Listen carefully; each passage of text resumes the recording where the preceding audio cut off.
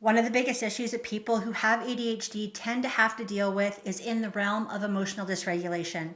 And in today's video, I want to talk about the impact of ADHD in the home with the family when ADHD big feelings arise.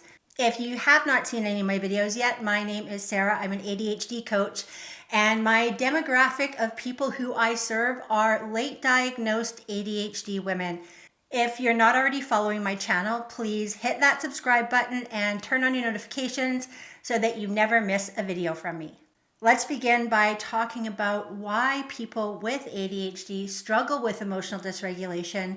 Then I want to give you some tips and tricks specifically for ADHD moms. That's moms who have ADHD and also have potentially a partner and children with ADHD, so that you can create peace and calm in your home instead of chaos and emotional dysregulation and big feelings spilling over without knowing how to handle them in the most effective way. ADHD is highly genetic, which is why if you have ADHD, there's a good chance that either one of your parents had it, one of your children have it, an aunt or an uncle has it, or someone who's close in your family has it.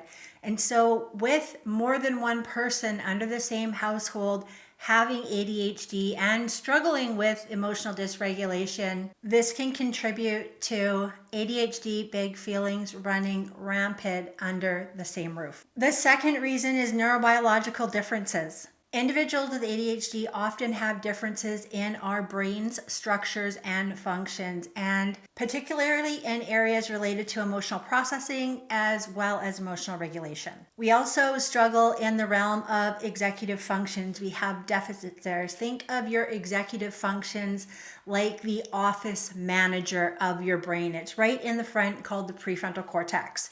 And the ADHD brain has a 30 to 40% delay, according to Attitude magazine, in the prefrontal cortex, making the ADHD brain a little bit more disorganized, impulsive.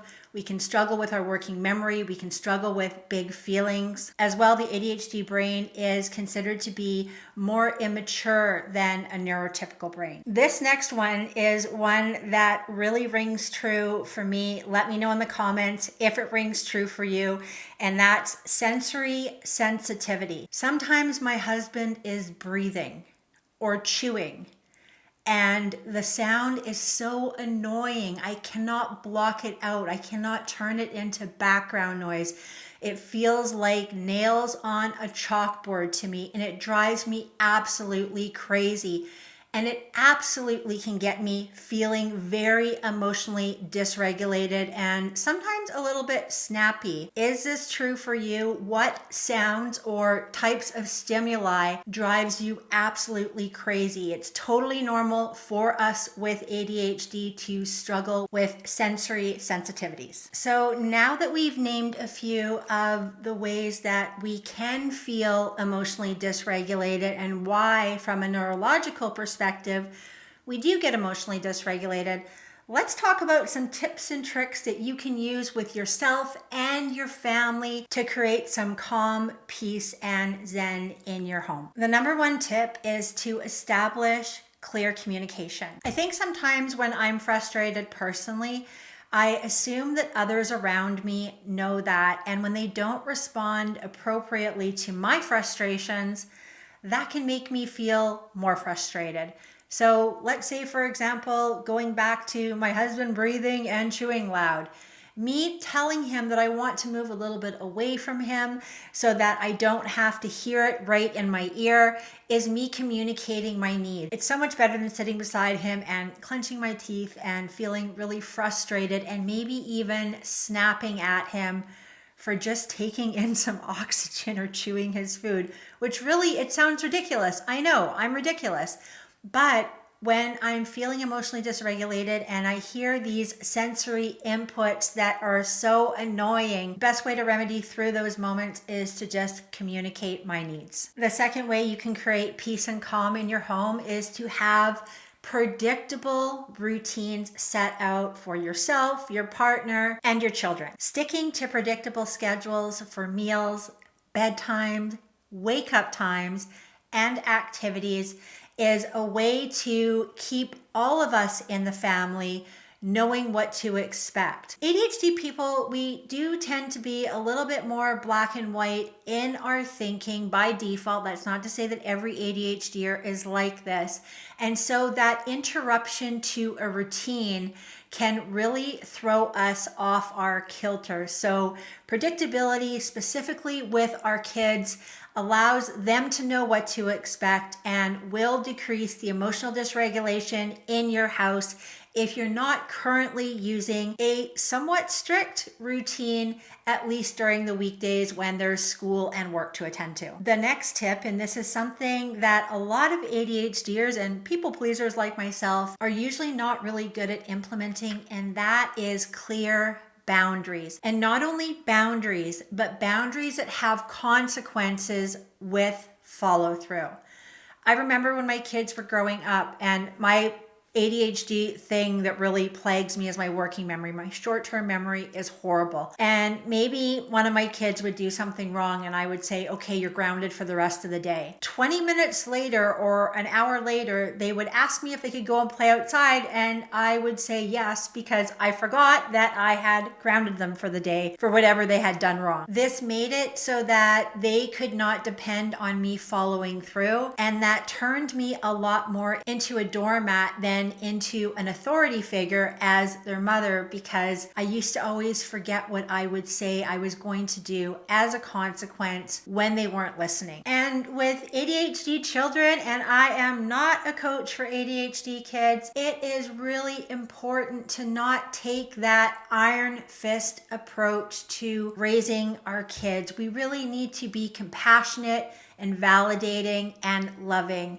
A lot of times with ADHD children, if we are too authoritarian, they will just rebel, because we get dopamine from the good stuff in life, but we also get it from the drama and the arguing. And if your children and yourself, and I'm speaking from experience here, the type of family who is emotionally dysregulated a lot, maybe argues a lot, raises their voice a lot, that actually gives us dopamine, but it's not the right kind of dopamine, and it's not on a conscious level. We don't say, oh my gosh, I need dopamine right now, let's fight so I can get some. It's very much an unconscious act, but it does create dopamine. So the next time you and your child, say, are having a conversation or a disagreement, or trying to get them from move to point A to point B, remember that the arguing and the fighting may be something that under the surface level you're both craving, but it's not healthy, it's not good for us. So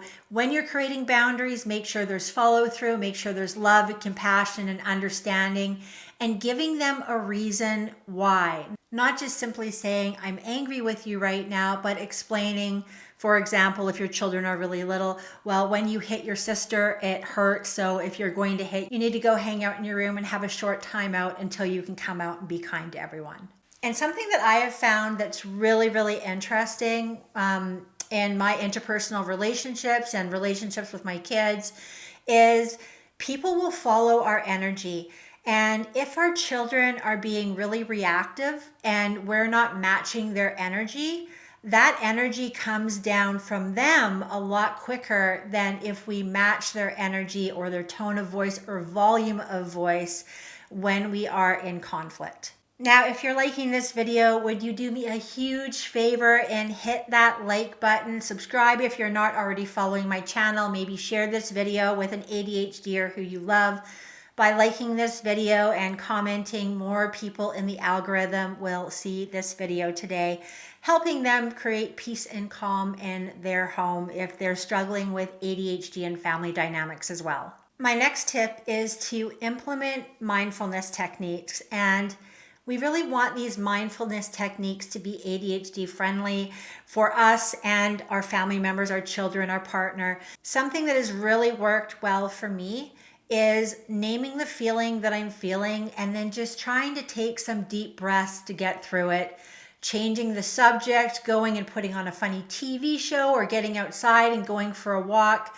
Something to divert my attention from being upset allows me to calm my nervous system way quicker. But I find that naming the feeling initially, like I'm angry, I'm sad, I'm confused, I'm upset, I'm frustrated, really helps me to be able to move through that feeling faster than just feeling really flustered and emotionally dysregulated, but not really knowing where it came from. My next tip is to foster flexibility. And I know that I just said to create routine, and routine is really important. And ADHD people, adults and children alike, thrive off routine. Embrace spontaneity and adaptability. This allows room for change as well as unexpected challenges that may come up. And if we are open to fostering flexibility, then we are less likely to become emotionally dysregulated or overwhelmed. And my last tip, probably one of the most important ones in my opinion, is to celebrate successes, even the tiny ones.